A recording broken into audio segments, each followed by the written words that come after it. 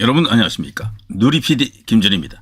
자, 총선 50일 정도 남겨두고 여야 간의 기선 제압을 어느 쪽에서 하느냐.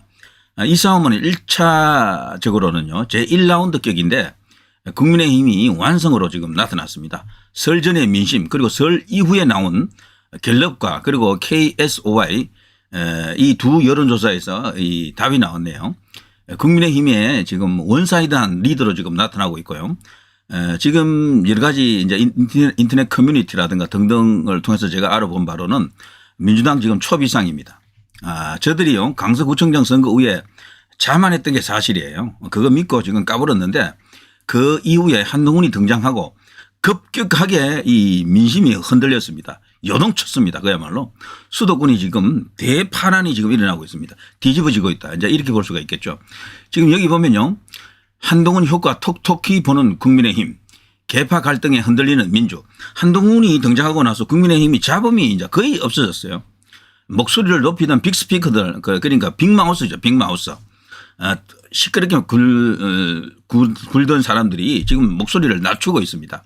더 이상은 당에 대해서 비판적인 발언을 안 하고 대통령에 대해서도 언급을 잘 안 합니다. 김경률 정도가 겨우 이제 이렇게 한두 마디 했을 뿐입니다. 이건 굉장히 바람직한 현상이다. 이렇게 볼 수가 있겠죠. 총선 앞두고 공천 파동이 일어난다면 민주당일 가능성이 크다. 지금 뇌관이라고 하던 국민의힘의 뇌관이라고 하던 영남권이 말이죠. PK 쪽은 거의 이제 이렇게 피 한 방울 흘리지 않고 정리되는 것 같습니다. 김무성 뭐 자기 스스로 출마하지 않겠다라고 했고요. 이건 달리 말하면 윤 대통령과 한동훈 위원장을 믿는다라고 이제 말할 수 있겠죠. 그리고 자기 스스로 이제 거기 들이대도 자기의 이제 그 정치적 공간이 없는 겁니다. 김무성으로서도 퇴로가 없는 게임을 안 한다고 봐야죠. 머리를 많이 굴립니다. 그 김무성이. 정치 공학 같은 거 굉장히 신경 쓰고요.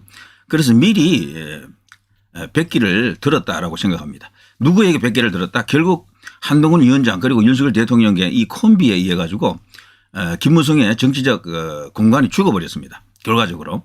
물론 나중에 김무성 활용하자라는 목소리가 일부 또 생길 수는 있어요. 정치라고 하는 것이 한 방에 모든 게 끝나고 이런 거는 안 되니까 시간이 지난 뒤에 또 다른 어떤 김무성 이슈가 고개를 들 수는 있습니다만 사실상 이번 총선에 있어서는 끝난 건 맞죠.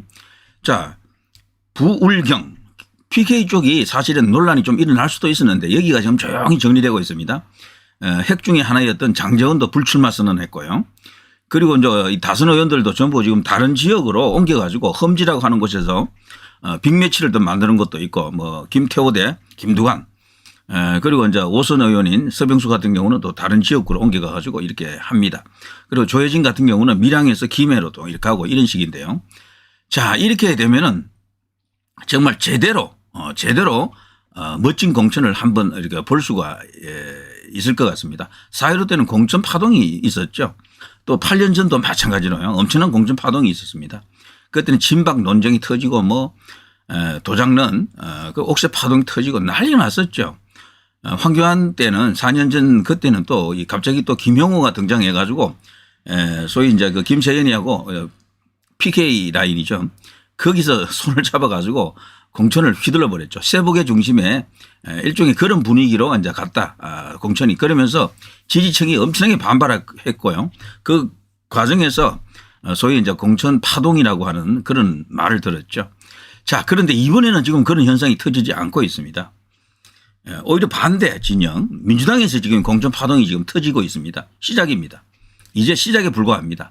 엄청난 파동이 일어날 겁니다. 이재명은요 말로는 뭐 단결 이렇게 말하지만 결국에는 친명들을 꽂으려고 지금 온갖 꼼수를 다 부리고 있죠.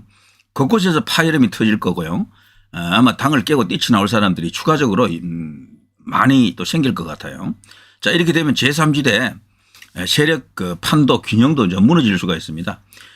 그동안은 이준석이가 자기 지지율이 조금 높았기 때문에 이 낙인에 비해서 자기가 주류다, 자기가 우위를 확보하려고 하는 과정에서 거기서도 지금 충돌이 일어났잖아요. 이런 모든 게 사실 한동훈 현상으로부터 비롯되었다라고 봐도 무방합니다. 다르지 않습니다. 한동훈 현상의 다른 말은요. 이재명 리스크입니다. 한동훈 현상하고 이재명 리스크는 같은 말이에요. 한동훈 현상이 이렇게 뜨는 이유 중에는 이재명이 저런 많은 위험 요소를 안고 있기 때문에 그래요. 본인 스스로도 많은 사법 리스크를 안고 있지만 그 당 전체가 이재명으로 인해서 완전히 부패 정당, 방탄당, 뭐 이런 것으로 지금 낙인이 찍혔죠. 미투당, 뭐 돈봉투당 뭐 등등 해가지고요. 송영길, 조국 뭐 등등 이 뭐 추미애 어느 하나 이 바람직한 모습이 없습니다. 그래서 국민들이 특히 중립층 국민들, 중도층 국민들이 볼 때도 민주당은 이번에 안 되겠어.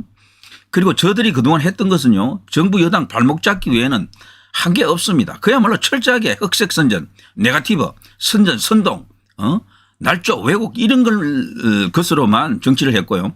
신선한 느낌이라든가 이런 게 하나도 없어요.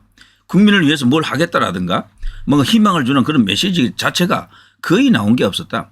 계속해서 태클 걸고 그냥 쇼하고 정쟁 벌이고 이런 것밖에 없습니다. 이재명은 뭐 감옥 안 가려고 뭐 단식 쇼도 한 달 가까이 했잖아요. 한 달 가까이.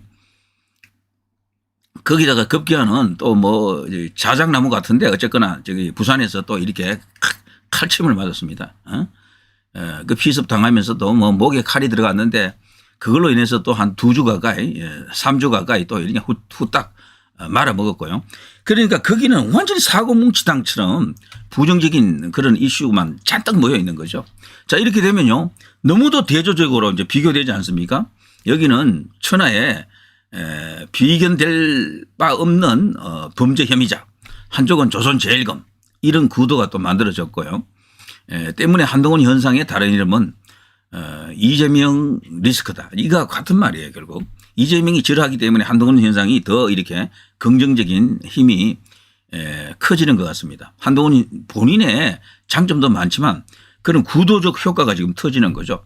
자, 이렇게 되니까 자연스럽게 선거가 전체적으로 프레임이라든가 구도 같은 게요. 그야 심판론으로 흐르고 있다. 이재명 심판론 이게 더 우세해졌다. 그리고 한동훈 대망론 이런 게 지금 터지고 있는 거죠. 때문에 모든 지지율 조사에서 지금 국민의힘이 지는 게 하나도 없어요. 정당 지지율, 다음 선거에서 어느 당을 찍을 것입니까? 대통령 지지율도 계속 올랐죠. 한동훈 대 이재명 대결에서도 이기죠. 대선 주자 여론조사에서도 이기죠. 뭐 호감도 비호감도 조사에서도 이기죠. 전부 다 지금 이기고 있는 것으로 나타나고 있습니다. 굉장합니다. 여기 뭐 쭉 그런 내용들인데요. 한동훈 효과 톡톡이 보는 국민의힘 이걸로요. 자, 1타 도대체 몇 표입니까? 대부분의 국민의힘이 안고 있던 불안 요소가 원래는 많았어요. 그래서 언론이라든가 정치평론가들도 걱정을 했고 아니면 미리 예고를 했죠. 국민의힘은 분명히 공천 앞두고 터진다. 그래서 박지원이 같은 경우는 미리 이준석이 보고 축하까지 보내지 않았습니까? 축하합니다. 이준석 대표. 국민의힘이 지금 엄청난 공천 파동이 터질 겁니다. 용핵관들 뭐 소위 이제 용산에서 내려가는 그런 용핵관들 그리고 핵관들 검찰 출신들 있죠. 대거 국민의힘이 텃밭으로 여기는 영남에서 공천될 것이다. 거의 단수 공천되거나 전략 공천되면서 그냥 꽂힐 것이다. 그러면서 뭐 난리가 난다. 그래서 많은 어떤 현역 의원들이 이탈하면서 이준석에게 갈 것이다. 이게 악담인지 자신의 희망사항인지 희망 고문이죠 사실은. 박지원이가 그걸 언론에서 방송에 나가서 막 떠들었죠. 축하합니다. 이준석 대표. 참 웃기지도 않더라고요. 자, 그런 박지원이도 이게 사실은 그동안 많은 어떤 예언을 했지만요. 맞는 게 거의 없더라고요. 보니까 자기들 희망을 말하는 거예요. 자기들 희망을. 자, 그러나 지금 박지원의 말과는 전혀 반대로 가는 거죠. 제3지대가 지금 오히려 위축되고 있고 이준석은 자칫하면 정치 생명이 끊길 수도 있는 오리알 될 수도 있는 그 진짜 막다른 골목에 코너에 몰렸습니다. 자, 이재명 뿐이겠습니까? 자, 지금 보면요. 야권에서 서로 어떤 그 야심을 갖고 있는 그런 대부분의 정치인들이 지금 얼굴의 낯빛이 전부 흑색으로 변하고 있습니다. 이대로 가면은 전망이 결코 밝지 않다라는 것을 모르는 사람이 없어요. 여론조사가 한두 개 나올 때는 뭐 그러려니 뭐 어쩌다 그랬겠지 했는데 나오는 쪽쪽이 지금 국민의힘이 이기고 있잖아요. 이런 추세를 뒤집을 수가 없어요. 다른 어떤 혁명적인 어떤 변화가 없다면은 가령 뭐 박근혜 대통령 탄핵 무렵에 그런 어떤 엄청난 어떤 대사변이 터지거나 이런 일이 지금 터질 수가 없잖아요, 지금. 그러니까 김건희 여사 리스크 뭐 갖고 그거 뭐 디올 파우치 이런 거 갖고는 지지율을 지금 흔들지 못하는 거예요. 엄밀히 말하면요. 디올 파우치는 분명히 부정적인 요소가 맞아요. 여당에. 그렇지만 그걸 여론조사해 보면 70% 60% 이상이 김건희 여사가 사과하라 대통령이 사과하라 이렇게 요구는 해요. 그렇지만 그런 걸로 모든 것을 판단하지 않는다라는 겁니다.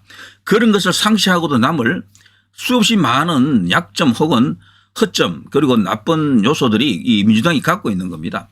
국민의힘은요, 지금 현재 전체적으로 드러나 있는 이 세력이나 에너지 이 양을 보면 김건희 여사 같은 그런 리스크를 덮고도 남을 만큼 지금 충분한 긍정적 에너지가 지금 많이 확보되고 있습니다. 예. 이게 지금 응축되고 있는 거죠. 이게 지금 지지율로 나타나는 겁니다. 그러니까 저들이 말이죠. 뭐 검찰 독재가 어떻다, 뭐 김건희 여사 리스크가 어떻다, 그 대통령이 불통이다라고 하면서 계속해서 떠들고 있지 않습니까? 술통이다, 불통이다 이러죠. 술만 마신다, 품 마신다라고 자꾸 떠들고 있습니다. 그러면서 온갖 잡스러운 추문 이런 것을 계속해서 지금 떠들고 있죠. 특히 유튜브라든가 SNS 이런 것을 통해서 네거티브에 지금 올인하고 있는데요. 그런 걸 국민들이 다 알아요. 이제 아는데도 불구하고 지지율이 이렇게 나온다라는 것은 그런 것은 이미 약발이 끝났다라는 겁니다. 통하지 않아요. 마음껏 떠들어라 그러세요. 아무 문제가 없습니다. 심지어는 말이죠. 그 해병 대령의 이슈 갖고도 뭐 탄핵하겠다고 뭐 나오지 않습니까? 뭐 저기 또 저 이태원 할로윈 그거 가지고도 또 뭐 어떻게 하겠다 이런 식으로 그런 것 자체는요. 개별적으로 여론조사해 보면은 분명히 정부 여당에 불리하게 나오기는 그렇지만 그런 거는 one of them이에요. one of them. 그걸로 이 지지를 결정한다 하는 사람들이 많지 않은 거예요. 분명히 그런 것은 조금 뭔가 좀 뭐 아쉽다라고 생각할 수는 있지만 총체적으로 당신은 어느 쪽을 지지합니까? 이번 선거에서 어느 정당을 찍을 것입니까? 여당입니까? 야당입니까? 할 때 크게 영향을 미치지 않는다는 거죠. 그래서 너무 그런 어떤 잡스러운 저런 네거티브 선동에 대해서 우리가 크게 반응할 필요가 없어요. 전체적으로 긍정의 기운이 좌보다는 야당보다는 여당이 훨씬 크다라는 게 입증이 된 겁니다. 한동훈 효과를 이렇게 통해서 가장 대표적인 에너지가 한동훈 신드롬입니다. 이게 지금도 계속해서 커지고 있어요. 끝난 게 아니에요. 그리고 이재명은 그 박스에 갇혀가지고 지금 오히려 자신의 역할론, 자신의 이미지가 더 죽고 있죠. 때문에 제가 예상을 한번 해보면요. 이재명 교체론이 또다시 고개를 듭니다. 이미 늦었다고 하는데 교체할 타이밍은 아니다 그러는데 쇼할 가능성이 있어요. 이재명이 저기도 쇼꾼이에요. 쇼맨인데 이미 타이밍은 지났지만 어느 정도 공천 매듭 짓는 과정에서 빠져나갈 가능성이 있습니다. 물론 눈 가리고 아웅이죠. 친명들 어느 정도 공천하게끔 틀을 짜놓고 졸지에 사퇴 성명 발표하고 그 자리에 엉뚱한 사람이 들어갈 수도 있어요. 예, 일종의 이제 대리자, 대리인이 되겠죠. 이제 그런 쇼도 감행할지도 몰라요. 워낙 지금 사법 리스크 때문에 혹은 다른 부정적인 이미지 때문에 민주당이 지금 폭락하고 있고 이재명 본인도 지금 주저앉고 있습니다.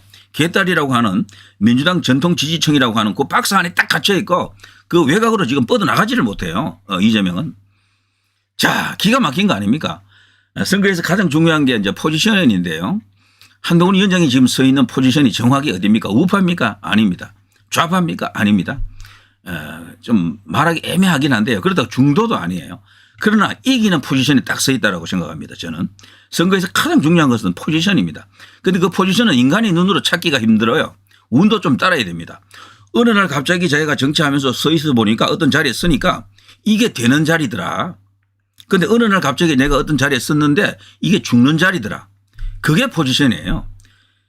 구슬을 갖고 이렇게 경사진데 구멍이 저쪽에 하나 있고요. 많은 여기에 기문들이 있다. 장애물이 있다. 구슬 하나를 딱 굴리면 막 돌아서 어느 구멍으로 들어갈 거 아닙니까? 그 구멍이 바로 포지션이에요. 거기에 서 있는 것, 그건 인간의 인지력으로는 알기 힘듭니다. 결과를 보면 그렇구나. 그게 바로 되는 포지션이었구나. 그게 바로 포지션입니다. 그게 정치에서는 가장 힘이 세요. 거의 50% 이상 힘입니다. 그게. 그리고 그다음에 이제 프레임이 나오고 구도가 나오고 뭐 인물이 나오고 정책이 나오고 뭐 여러 가지 있습니다. 바람 이런 것도 포지션에 영향을 주거든요. 이 포지션을 결정하는 것 중에 가장 큰 건 이념이긴 하죠. 그렇지만 이념이 다가 아니에요. 뭐 여러 가지 다른 요소가 있습니다. 그래서 제가 얼핏 제 감각으로는 한동훈 위원장이 지금 서 있는 저 포지션이요. 친윤도 아니면서 비윤도 아닌 딱 그 포지션이에요. 지난번에 그 용산과의 갈등 한 번으로 인해서요. 완전 100% 찐유는 아니다라는 게 드러났어요. 한동훈 위원장은 의도적으로 그랬다라면 진짜 정치 천재입니다. 그렇다고 반윤도 아니에요. 미봉을 했고 또 두 번째 만나서 또 서로 간에 봉합을 했잖아요. 같이 간다. 눈에 넣어도 아프지 않을 후배다라고 윤 대통령도 이야기를 했고요. 그렇지만 그 사건 이전의 한동훈과 그 사건 이후의 한동훈은 다른 거죠. 국민들은 그렇게 판단하는 겁니다. 그래서 한동훈 위원장의 이 포지션이 기가 막힌데 지금 서 있는 것 같다. 이기는 포지션. 이념적으로도 그리고 현재 실세 측면에서 보면 친윤, 반윤, 뭐 비명, 친명 이런 것들이 있습니다. 그런 모든 요소들이 그 포지션을 만드는 요소들이에요. 그런데 한동훈 위원장이 딱 써버리니까 본인이 계산해서 썼다고 저는 생각 안 해요. 써보니까 그게 이 되는 자리였다. 사는 자리였다. 생문이었다. 이런 거죠. 이기는 자리였다. 그리고 한동훈 위원장이 비교적 일찍 건국 전쟁도 관람을 했는데요. 그런 것조차도 한동훈 위원장의 전체적인 정체성 그리고 포지셔닝을 결정합니다. 그런 요소까지 다 두루 이렇게 망라하는 거죠. 자, 한동훈 잘한다 53, 이재명 잘한다 38. 너무도 크게 벌어졌는데요. 국민의힘 44.3, 민주 37.2, 윤정부 안정론 46.3, 견제 45.9. 이 모든 게 국민의힘이 지금 앞서고 있습니다. 이기고 있습니다. 어쩌면은요, 이 최초의 여론조사가 아닌가 싶은데 이렇게 큰 차이로 국민의힘이 이기고 있는 것은요. 이렇게 되면 민주당은 아마 극약 처방이 나올 것 같아요. 극약 처방은 두 가지입니다. 이재명 사퇴론이 하나 있을 수 있고요. 또 다른 하나는 친문들을 대거 또 공천을 해줄 가능성이 있습니다. 친문들을 이대로 밀어붙이다가는 큰일 나겠다 생각해서 소위 이제 친문들 대표격인 뭐 현재 김부겸이라든가 저쪽에 이제 정세균이나 그 사람들을 이용해서 친문들의 지분을 이렇게 좀 많이 올려줄 그 가능성도 있습니다. 그래서 당을 화합하는 것처럼 그런 모습을 이렇게 보여줄 가능성도 있다. 그래서 임종석 같은 그런 인물들에게도 공천이 돌아갈 가능성이 생기는 거죠. 이렇게 되면은 이제 그런 것을 생각해 볼 수가 있어요. 또 다른 하나는 포퓰리즘입니다. 포퓰리즘. 퍼주기가 남아 있습니다. 이게 사실은 가장 이제 이렇게 신경 쓰이는 대목인데 이때는요 무조건 그거 안 되고 공격할 게 아니라 국민의힘도 그에 상응하는 다른 카드를 들어야 됩니다. 우리도 있다. 너희들만 퍼주나? 우리도 퍼준다가 되어야 합니다. 보통 우파라고 하면 퍼주기 하면 안 된다라고 포퓰리즘은 절대 안 돼. 망국으로 가는 특급 열차다. 이렇게 생각하시죠. 저도 같은 생각입니다. 그러나 그런 생각으로는 선거에서 이길 수가 없겠죠. 예. 그래서 어느 정도는 해야 됩니다. 요즘은 세계 각국도요.